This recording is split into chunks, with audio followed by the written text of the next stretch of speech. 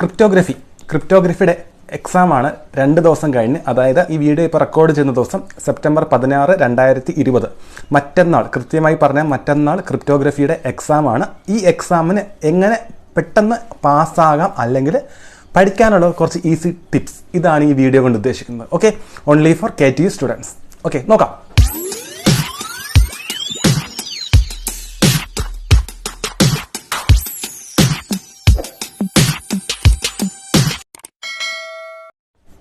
Total 6 മൊഡ്യൂൾസാണ് നിങ്ങൾക്ക് വന്നിരിക്കുന്നത്. ഈ 6 മൊഡ്യൂൾസിനകത്ത് എപ്പോഴും മനസ്സിലാക്കേണ്ട കാര്യം, നിങ്ങളുടെ പാറ്റേൺ അനുസരിച്ച് last 2 modules, that is 5th and 6th മൊഡ്യൂളിനകത്ത് 20% ആണ് മാർക്സ് വന്നേക്കുന്നത്. 100 മാർക്സിൻ്റെ എക്സാമാണ്. അതുകൊണ്ട് തന്നെ ലാസ്റ്റ് 2 മൊഡ്യൂൾസ് പഠിച്ചു കഴിഞ്ഞാൽ 40 മാർക്സ് അവിടെ സ്കോർ ചെയ്യാം. ഓക്കെ, ഇതിൽ യാതൊരു മാറ്റവുമില്ല. ഈ 40 മാർക്സ് എന്ന് പറയുമ്പോൾ എപ്പോഴും മനസ്സിലാക്കേണ്ട കാര്യം, 2 മൊഡ്യൂൾസ് ഒരുമിച്ച് പഠിച്ചാൽ മാത്രമേ എക്സാം അറ്റൻഡ് ചെയ്യാൻ പറ്റത്തുള്ളൂ. അതായത് മൊഡ്യൂൾ 1 and 2 പഠിച്ചാൽ മാത്രമേ അതിനകത്ത് നിന്ന് ക്വസ്റ്റ്യൻസ് മിക്സ് ചെയ്ത് ചോദിക്കാൻ ചാൻസ് ഉണ്ട്. essay ക്വസ്റ്റ്യൻ ആണെങ്കിലും ക്വസ്റ്റ്യൻസിനകത്ത് ഒരു മൊഡ്യൂളിനകത്തുനിന്ന് ഒരു ക്വസ്റ്റ്യനും, ഫോർ എക്സാമ്പിൾ ഫസ്റ്റ് മൊഡ്യൂളിനകത്തുനിന്ന് ഒരു ക്വസ്റ്റ്യനും സെക്കൻഡ് മൊഡ്യൂളിനകത്തുനിന്ന് ഒരു ക്വസ്റ്റ്യനും കൂടെ മിക്സ് ചെയ്ത് ചോദിക്കാം.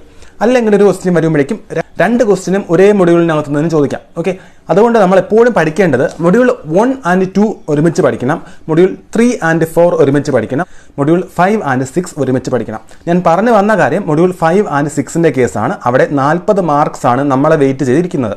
ഈ 40 മാർക്സ് നിങ്ങൾക്ക് കിട്ടണമെന്നുണ്ടെങ്കിൽ നിങ്ങൾ ആദ്യം ചെയ്യേണ്ടത് ഈ 2 മൊഡ്യൂളിനകത്ത് യാതൊരുവിധ കോംപ്രമൈസും ഇല്ലാതെ ഈ 2 മൊഡ്യൂൾസും പഠിക്കണം. ഓക്കെ, ഈ 2 മൊഡ്യൂൾസിനകത്ത് പഠിക്കാൻ ഏറ്റവും ഈസി ആയിട്ട് വരുന്ന ഒരു ടോപ്പിക് ഫയർവാൾസ് ആണ്. ഫയർവാൾസ് വലിയ ബുദ്ധിമുട്ടില്ലാതെ പഠിക്കാൻ പറ്റുന്ന ഒരു essay ക്വസ്റ്റ്യൻ ആണ്.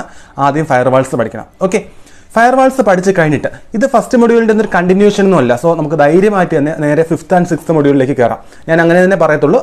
ആദ്യത്തെ 4 മൊഡ്യൂൾസ് മാറ്റി വെച്ചേക്കണം. ആദ്യം 5th and 6th മൊഡ്യൂൾസ് പഠിക്കാം. അതിൽ തന്നെ പഠിക്കാൻ ഈസി ആയിട്ടുള്ള ടോപ്പിക് ഫയർവാൾസ്. ഓക്കെ, ഫസ്റ്റ് അത് എഴുതി വെച്ചേക്കുക, ഫയർവാൾസ് പഠിച്ചു വെക്കണം. ഓക്കെ, ഫയർവാൾസിനകത്ത് packet filter, application level gateways, ഇതൊക്കെ കറക്റ്റ് നന്നായിട്ട് പോയിന്റ്സ് നോക്കി വെച്ച് പഠിക്കണം കേട്ടോ. എപ്പോഴും എക്സാം എഴുതുന്ന സമയത്ത് പോയിന്റ്സ് നമ്മൾ പ്രോപ്പറായിട്ട് സ്ട്രെസ് ചെയ്ത് കഴിഞ്ഞാൽ മാർക്സ് പെട്ടെന്ന് വീഴും. ഓക്കെ, 2 വെബ് സെക്യൂരിറ്റിയാണ് മറ്റൊരു essay ക്വസ്റ്റ്യൻ. അതിനകത്ത് SSL അതുപോലെ തന്നെ TLS, ഈ 2 കാര്യങ്ങളാണുള്ളത്. SSL ഇമ്പോർട്ടൻറ്റ് ക്വസ്റ്റ്യൻ ആണ്. ഇമ്പോർട്ടൻ്റ് എന്ന് പറയാൻ പറ്റില്ല, വെരി വെരി ഇമ്പോർട്ടൻറ്റ് ക്വസ്റ്റ്യൻസ് ആണ്. ആവർത്തിച്ച് ചോദിച്ച ക്വസ്റ്റ്യൻസ് ആണ്. അതിനകത്ത് ഹാൻഡ് ഷേക്ക് പ്രോട്ടോകോൾ പഠിക്കാതെ പോകരുത്. ഈ 2 ടോപ്പിക്സ് പഠിച്ചു കഴിഞ്ഞാൽ, അതായത് വെബ് സെക്യൂരിറ്റിയും ഫയർവാൾസും പഠിച്ചു കഴിഞ്ഞാൽ 6th മൊഡ്യൂളിൻ്റെ essay കഴിഞ്ഞു. 20 മാർക്സ് ആണ് ഇവിടെ കിട്ടുന്നത്. ഓക്കെ, 20 മാർക്സിനകത്ത് നമ്മുടെ എയിം ജയിക്കാൻ വേണ്ടി തന്നെ പഠിക്കുന്നത് അല്ലേ, അല്ലാതെ നിങ്ങളുടെ ആരും ഇപ്പോൾ ബുജി ടീമൊന്നും അല്ല, വമ്പൻ ഫുൾ മാർക്സ് സ്കോർ ചെയ്യാൻ വേണ്ടി അല്ല പഠിക്കുന്ന.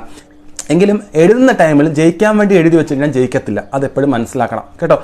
ഒരിക്കലും നമുക്ക് പാസ് മാർക്കിന് എഴുതി കഴിഞ്ഞാൽ ജയിക്കത്തില്ല. എഴുതുമ്പോൾ നല്ല രീതിക്ക് എഴുതി കഴിഞ്ഞാൽ നമുക്ക് ജയിക്കാനുള്ള മാർക്സ് അറ്റ്ലീസ്റ്റ് കിട്ടത്തുള്ളൂ. അതിൽ കൂടുതൽ കിട്ടുന്നത് നമ്മുടെ ബോണസാണ്. ഓക്കെ, അപ്പോൾ ഫയർവാൾസ് ആൻഡ് വെബ് സെക്യൂരിറ്റി, ഈ 2 ടോപ്പിക്സ് 2 essay എടുത്ത് പഠിച്ചു കഴിഞ്ഞാൽ 20 മാർക്സ് സ്കോർ ചെയ്യാം. യാതൊരു വിധത്തിലെ കോംപ്രമൈസും ഇവിടെ കൊടുക്കരുത്. ഓക്കെ, മൊഡ്യൂൾ 6 ആണ് ഞാൻ ഈ പറഞ്ഞത്. മൊഡ്യൂൾ 6 കഴിഞ്ഞിട്ട് മൊഡ്യൂൾ 5ലേക്ക് വരണം. മൊഡ്യൂൾ 5 ഇതുപോലെ തന്നെ 2 ടോപ്പിക്സ് ആണ്, email security and IP security. ഇമെയിൽ സെക്യൂരിറ്റിക്കകത്ത് PGP, പ്രിറ്റി ഗുഡ് പ്രൈവസി, അതുപോലെ തന്നെ SBAR-MIME, സെക്യൂർ മൈം പഠിക്കാൻ കുറച്ച് കാര്യമായിട്ടുണ്ട്. പക്ഷേ അത് പഠിക്കണം. എങ്ങനെയെങ്കിലും ഹാർഡ് വർക്ക് ചെയ്ത് ഈ ടോപ്പിക്സ് പഠിക്കണം. ഞാൻ വീണ്ടും പറയുന്നു, 1, 2, 3, 4 ഈ 4 മൊഡ്യൂൾസ് മാറ്റി വെച്ചിട്ട് നേരെ 6th മൊഡ്യൂളിൽ കയറുക. 6th മൊഡ്യൂൾ പഠിച്ച് കഴിഞ്ഞിട്ട് 5th വന്നാൽ മതി. കുറച്ചുകൂടി പെട്ടെന്ന് പഠിച്ച് തീർക്കാൻ പറ്റും. പോർഷൻസ് പെട്ടെന്ന് കവർ ചെയ്ത് പോകാൻ പറ്റും. 6th പഠിച്ച് തീർത്തിട്ട് 5th വരുന്നു. 5th ഇമെയിൽ സെക്യൂരിറ്റിക്കകത്ത് PGPയും സെക്യൂർ മൈമും കഴിഞ്ഞിട്ട് IP സെക്യൂരിറ്റിക്കകത്ത് പോകണം. ഓക്കെ, IP സെക്യൂരിറ്റിക്കകത്ത് നിങ്ങളെ വെയിറ്റ് ചെയ്തിരിക്കുന്ന ക്വസ്റ്റ്യൻസ് എന്തൊക്കെയാണ്? അതിൻ്റെ ആർക്കിടെക്ചർ ഉണ്ട്, അതുപോലെ തന്നെ ഒതന്റിക്കേഷൻ ഹെഡർ ESP, അതുപോലെ തന്നെ സെക്യൂരിറ്റി അസോസിയേഷൻ, പിന്നെന്താ കീ മാനേജ്മെന്റ്. ഇത്രയും കാര്യങ്ങളാണ് IP സെക്യൂരിറ്റിക്കകത്ത്. കുറച്ച് വാസ്റ്റ് ആണ്, ഇല്ലാന്ന് ഞാൻ പറയുന്നില്ല, പക്ഷേ എന്ത് വില കൊടുത്തും അതും പഠിച്ചു തീർക്കാം. ഓക്കെ, ഈ 2 മൊഡ്യൂൾസ് പഠിച്ചു കഴിഞ്ഞാൽ യാതൊരു വിധത്തിൽ കോംപ്രമൈസും ചെയ്യരുത്. ഒരു കാരണവശാലും മാൽ പ്രാക്ടീസിനുള്ള പരിപാടിയൊന്നും ചെയ്യരുത്. ഇവിടെ നിങ്ങൾ ജയിക്കാനുള്ള മാർക്സ് നിങ്ങൾക്ക് ഓൾമോസ്റ്റ് ആകും. ഓക്കെ, 40 മാർക്സ് നിങ്ങളുടെ സുഖമായിട്ട് നാളെ തുടങ്ങിയാൽ പോലും ഉച്ചയ്ക്ക് മുമ്പ് നിങ്ങൾക്ക് ഈ ടോപ്പിക്സ് നല്ല രീതിക്ക് പഠിച്ചു തീർക്കാം. 40 മാർക്സിൻ്റെ ക്വസ്റ്റ്യൻസ് കിട്ടും. ഓക്കെ, ഇനി ഫസ്റ്റ് മൊഡ്യൂളിലേക്ക് പോകണം. ഫസ്റ്റ് മൊഡ്യൂളിലേക്ക് എന്തുകൊണ്ട് ഫസ്റ്റിലേക്ക് പോകാൻ പറഞ്ഞു എന്ന് ചോദിച്ചു കഴിഞ്ഞാൽ, ആദ്യത്തെ 4 മൊഡ്യൂൾസിന് ക്രിപ്റ്റോഗ്രഫി റിലേറ്റഡ് ആയ ടോപ്പിക്സാണ് ആദ്യത്തെ 4 മൊഡ്യൂൾസിൽ വരുന്നത്. ലാസ്റ്റ് 2 മൊഡ്യൂൾസ് അങ്ങനെ ആയിരുന്നില്ല. അതുകൊണ്ടാണ് ലാസ്റ്റ് 2 മൊഡ്യൂൾസ് ആദ്യമേ തന്നെ പഠിക്കാമെന്ന് പറഞ്ഞത്. ഓക്കെ, ആദ്യത്തെ 4 മൊഡ്യൂൾസിനകത്ത് 1ാമത്തെ മൊഡ്യൂളാണ് ക്രിപ്റ്റോഗ്രഫിയുടെ ഇൻട്രൊഡക്ഷൻ. ഈ ക്രിപ്റ്റോഗ്രഫി ഇൻട്രൊഡക്ഷൻ അറിയാനായിട്ട് നിങ്ങൾ വേറെ ഒന്നും ചെയ്യേണ്ട, നേരെ എൻ്റെ ചാനലിൽ പോവുക. എൻ്റെ ചാനലിനകത്ത്, അതായത് ഈ ചാനലിനകത്ത് തന്നെ ക്രിപ്റ്റോഗ്രഫി ഇൻട്രൊഡക്ഷൻ വീഡിയോ ഓൾറെഡി കിടപ്പുണ്ട്. അതിൻ്റെ ലിങ്ക് ഞാൻ ഡിസ്ക്രിപ്ഷനിൽ ഇടുന്നുണ്ട്. ആ ഡിസ്ക്രിപ്ഷനിൽ നോക്കിക്കഴിഞ്ഞാൽ നിങ്ങൾക്ക് ക്രിപ്റ്റോഗ്രഫി ഇൻട്രൊഡക്ഷൻ വീഡിയോൻ്റെ ലിങ്ക് കിട്ടും. അതിനകത്ത് നോക്കിക്കഴിഞ്ഞാൽ നിങ്ങൾക്ക് ക്രിപ്റ്റോഗ്രഫി ബേസിക്സ് ഒക്കെ ആ വീഡിയോയ്ക്കകത്ത് തന്നെ കിടപ്പുണ്ട്. നിങ്ങളുടെ ടെക്സ്റ്റ് ബുക്കോ PDF എന്തെങ്കിലും മെറ്റീരിയൽസ് കയ്യിലുണ്ടെങ്കിൽ ആ മെറ്റീരിയൽസ് എടുത്തു വയ്ക്കുക, എൻ്റെ വീഡിയോ നോക്കുക, അതിനനുസരിച്ച് എന്ത് ചെയ്യുക, പഠിച്ചു പോവുക. അതൊരു വീഡിയോ കണ്ടു കഴിയുമ്പോൾ തന്നെ അതിന് ബേസിക്സ് ഒക്കെ അവിടെ നിന്ന് തന്നെ ക്ലിയർ ആയി കിട്ടും. ഓക്കെ, ഇതിപ്പോൾ ബേസിക്സ് മാത്രമായിട്ടുള്ളൂ. ഇത് കിട്ടിക്കഴിഞ്ഞാലേ നമുക്ക് ബാക്കി മുന്നോട്ട് പഠിക്കാൻ പറ്റത്തുള്ളൂ. ഇനി പഠിക്കാൻ 2 essay ക്വസ്റ്റ്യൻ ആണ് മെയിനായിട്ട് ഫസ്റ്റ് മൊഡ്യൂളിനകത്തുള്ളത്. ഒന്ന് DES, ഡാറ്റ എൻക്രിപ്ഷൻ സ്റ്റാൻഡേർഡ്. എനിക്ക് തോന്നുന്നു ഓൾറെഡി ഒത്തിരി പേര് ആ വീഡിയോ കണ്ടു കാണും. കാണാത്തവരുണ്ടെങ്കിൽ നിങ്ങൾക്കായിട്ട് ഞാൻ പറയുന്നു, ആ വീഡിയോൻ്റെ ലിങ്ക് ഞാൻ ഡിസ്ക്രിപ്ഷനിൽ കൊടുക്കുന്നുണ്ട്. ഓൾറെഡി എൻ്റെ ചാനലിൽ DESൻ്റെ വീഡിയോ കിടപ്പുണ്ട്. ഓക്കെ, നിങ്ങൾക്ക് DES അൽഗോരിതം അത് നോക്കി പഠിക്കാം. നിങ്ങൾ സ്വയം പഠിച്ചെടുക്കുന്നതിനേക്കാളും എന്തുകൊണ്ടും എൻ്റെ ഒരു വിശ്വാസം, എന്തുകൊണ്ടും നിങ്ങൾക്ക് പഠിക്കാൻ എളുപ്പം ഒരു വീഡിയോ നോക്കി പഠിക്കുന്നത് തന്നെയാണ്. ഓക്കെ, DES അൽഗോരിതം പഠിച്ചു കഴിഞ്ഞാൽ സത്യത്തിൽ ഇതിനകത്ത് ഒരു കോമഡി എന്ന് പറയുന്നത് സിംപ്ലിഫൈഡ് DES എന്നൊരു ടോപ്പിക്കുണ്ട്. സിംപ്ലിഫൈഡ് DES പഠിച്ചിട്ടാണ് DES essay ക്വസ്റ്റ്യൻ പഠിക്കേണ്ടത്. പക്ഷേ നിങ്ങൾ DES പഠിച്ചു കഴിഞ്ഞാൽ ഒന്ന് ബാക്കിലേക്ക് നോക്കിക്കഴിഞ്ഞാൽ അതിൻ്റെ ഒരു മിനിയേച്ചറാണ് സിംപ്ലിഫൈഡ് DES. സാധാരണഗതിയിൽ പഠിക്കാൻ എളുപ്പത്തിന് വേണ്ടിയിട്ട് സിംപ്ലിഫൈഡ് DES ആദ്യം പഠിപ്പിക്കും. അത് മനസ്സിലാക്കി കഴിഞ്ഞിട്ട് എന്താണ് DES അൽഗോരിതം എന്ന് പഠിപ്പിക്കും. ഓൾറെഡി DES അൽഗോരിതം പഠിച്ചു കഴിഞ്ഞാൽ ദെൻ സിംപ്ലിഫൈഡ് DES നോക്കിക്കഴിഞ്ഞാൽ വളരെ ഈസി ആയിട്ട് പഠിക്കാൻ പറ്റും. ബിറ്റ്സിൻ്റെ ഒക്കെ സൈസ് കുറച്ച് ഒരു മിനിയേച്ചർ ഫോമുല ആക്കി വെച്ചേക്കുന്ന ഒരു സാധനമാണ് സിംപ്ലിഫൈഡ് DES. ഓക്കെ, സോ അതിന് വലിയൊരു സ്ട്രെയിൻ ഒന്നും കൊടുക്കാതെ നിങ്ങൾക്കത് പഠിക്കാൻ പറ്റും DES പഠിച്ചു കഴിഞ്ഞിട്ട്. ഓക്കെ, ദെൻ മറ്റൊരു essay question block cipher modes of operations. Different modes ഉണ്ട്, അതിനെക്കുറിച്ചുള്ളൊരു ഫിഗറും അതുപോലെ തന്നെ ഒരു ഇക്വേഷൻ. ഞാൻ പറയുന്ന ഒരു ഇക്വേഷനായിട്ട് നിങ്ങൾക്ക് ഫോം ചെയ്ത് എടുത്തു കഴിഞ്ഞാൽ ആ ഇക്വേഷൻ മതി നിങ്ങൾക്ക് ഫിഗർ വരയ്ക്കാം. ആ ഫിഗർ വരച്ച് കഴിഞ്ഞാൽ നമുക്കത് സൂപ്പറായിട്ട് എക്സ്പ്ലെയിൻ ചെയ്യാൻ പറ്റും. ഓക്കെ, ഈ essay ക്വസ്റ്റ്യൻസ് ഒക്കെ പഠിച്ചു കഴിഞ്ഞാൽ, അതായത് DES, simplified DES, block cipher modes of operations. Okay, ഇത്രയും പഠിച്ചു കഴിഞ്ഞാൽ ഫസ്റ്റ് മൊഡ്യൂൾ കഴിഞ്ഞു. പിന്നെ അതിനകത്ത് വന്നേക്കുന്നത് റോട്ടർ മെഷീൻസും അതുപോലെ തന്നെ സ്റ്റെഗനോഗ്രഫി ഒരു ഷോർട്ട് ക്വസ്റ്റ്യനും അതുപോലെ തന്നെ ഈ ക്രിപ്റ്റ് അനാലിസിസ് ലീനിയറും ഡിഫറൻഷ്യലും അത് തമ്മിൽ ഡിഫറൻസ് ഒക്കെയാണ്. അതൊക്കെ ഗൂഗിളിലും സെർച്ച് ചെയ്ത് കഴിഞ്ഞാൽ ഷോർട്ട് ക്വസ്റ്റ്യൻസ് അത് പെട്ടെന്ന് പെട്ടെന്ന് കിട്ടുന്ന കാര്യങ്ങളാണ്. ഓക്കെ, വളരെ കുഞ്ഞു കുഞ്ഞു കാര്യങ്ങളാണ്.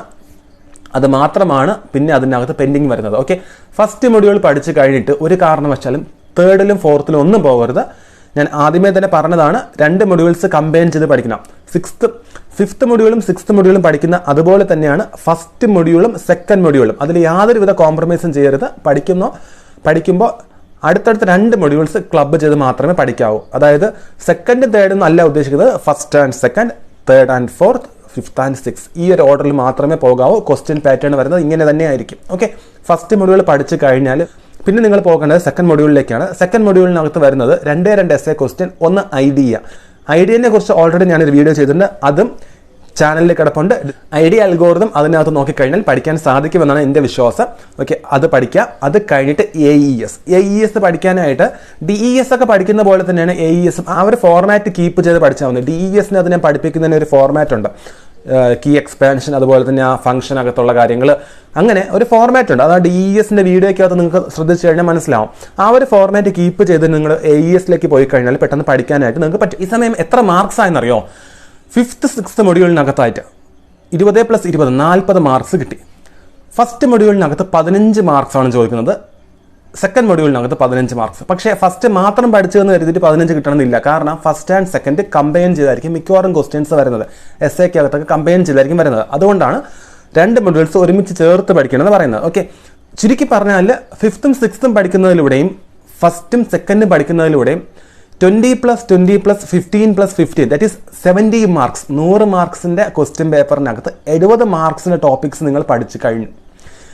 ഇത് കഴിഞ്ഞ സമയമുണ്ടെങ്കിൽ നിങ്ങൾക്ക് തേർഡ് ആൻഡ് ഫോർത്തിലേക്ക് പോകാം. തേർഡ് ആൻഡ് ഫോർത്ത് പഠിക്കേണ്ടതിന് പറയത്തില്ല. തേർഡും ഫോർത്തും ഞാനൊരു ഐഡിയ പറയാം.